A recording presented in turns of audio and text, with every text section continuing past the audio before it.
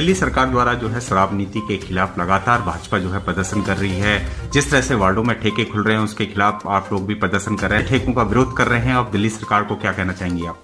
जी, मैं आप सबको ये बताना चाहती हूँ कि केजरीवाल की जो शराब नीति आई है, जिसके तहत प्रत्येक वार्ड में 3 शराब के ठेके खुलने की नीति आई है, मैं उसका पुरजोर विरोध करती हूँ।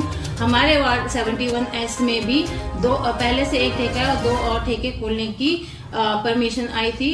जो एक ठेका हमने सबने गांव वालों ने मिलके और स्पेशली औरतों ने, जो वहाँ की औरतें हैं, उन्होंने वहाँ पे प्रदर्शन करके जो साकेत मेट्रो स्टेशन के पास एक ठेका खुला, वहाँ औरतों ने इकट्ठे होकर 18 दिन तक प्रदर्शन करके उस ठेके को बंद करवाया। मैं ये भी कहना चाहती हूँ कि एक पे एक फ्री की जो नीति आई है उससे और ज्यादा भयावह स्थिति वार्ड में हो गई है, ठीक है। और जो गरीब आदमी जिसकी तनख्वाह 20 से 30 हजार के बीच में है, वो एक पेटी पे एक पेटी फ्री लेके जाके अपने घर पे लेके जा रहा है, और वो जब तक वो शराब खत्म नहीं हो जाती तब तक वो घर पे बैठ के पी रहा है, जिससे उन औरतों की और स्थिति दयनीय हो गई है।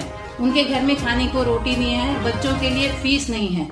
और मैं आपको ये तसल्ली दिलाना चाहती हूँ कि मैं इस तरह की कोई भी नीति इस वार्ड में लाने नहीं दूंगी। शराब नीति के कारण जो एज भी केजरीवाल जी ने कम कर दी है, 25 से 21 साल कर दी है, जिससे कि आज की युवा पीढ़ी शराब के नशे में धुत होके गलियों में घूमती है, जिससे महिलाओं का आना जाना दूभर हो चुका है। तो मैं इस नीति का पुरजोर विरोध करती हूँ और इस तरह की कोई भी ठेका मैं इस वार्ड में खुलने नहीं दूंगी। आप महिला सीट हो चुकी है, आपकी धर्मपत्नी जो है लगातार जनसंपर्क कर रही है, जनता के बीच में जा रही है, हर मुद्दे को उठा रही है, आपका कितना साथ है उनको, और क्या लगता है कि जिस तरह की जिम्मेवारी इस बारी आपने अपनी धर्मपत्नी को दी है, कितना इस पे जिम्मेदारी पे खरा उतरेंगे और जनता का कितना प्यार और समर्थन आपको मिल रहा है, थोड़ा इसके बारे में बताइए। पहले भी वो मेरे हर काम में साथ रहती थी, हर प्रदर्शन में, बीजेपी किसी प्रदर्शन में अगर मुझे जाना होता था मेरे साथ बस में भी गई हैं, वो हर जगह जगह वो साथ गई हैं। जिस हिसाब से अब हमारे वार्ड के कार्य उन्हें मैं दिखाना चाह रहा हूँ, किस तरीके की गंदगी, वो कई जगह गई हैं जहाँ नालियां भरी मिली हैं उन्हें,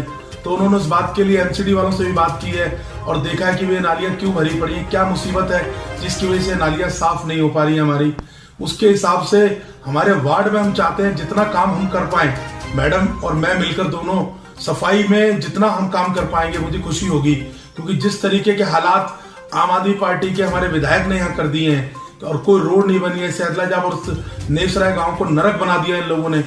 जेड मोड़ से लेके स्वास्थ्य रेजिडेंसी तक जाता है, इग्नो वाली रोड तक जाता है, उसकी इतनी बुरी हालत थी। वहां माननीय रमेश बिजली आदरणीय सांसद रमेश बिजली जी ने दौरा कर एमसीडी के स्टाफ से इनको इतना टाइट किया, एक आदमी को सस्पेंड भी किया। तब वहां उसके बाद सफाई का काम रेगुलर चल रहा है। वहां लोग कह रहे हैं कि हमने सफाई होती देखी है। अब वहां जब सफाई होती है लोग पता क्या कहते हैं कि कोई आ रहा है क्या, इस तरह की बातें वार्ड में होने लगी हैं। जब सफाई होती है कोई आ तो नहीं रहा। इस हिसाब से हम चाहते हैं, जो रोड की इतनी दुर्दशा है, एमसीडी में फंड न होने के बाद जो केजरीवाल ने हमें फंड नहीं दिया है, उस रोड पर हमने 2.5 करोड़ का बजट दिया था, जो एमसीडी में फंड न होने की वजह से वो काम नहीं हो पा रहा है। अब उसमें कुछ गलियां हमने पास करवाई हैं और वो गलियां लगभग 5 गलियों का हम फंड ला सके हैं अभी, और हम उस काम को बहुत जल्द शुरू करवाने वाले हैं।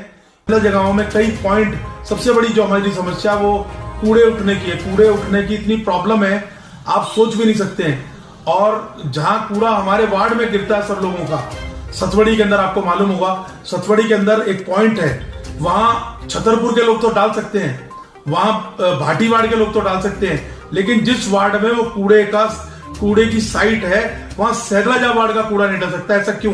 ये एसएसआई से मैं अपील करना चाहता हूं आपके थ्रू कि आने वाले समय के अंदर मैं वार्ड के अंदर इस तरह की धांधलियां नहीं चलने दूंगा।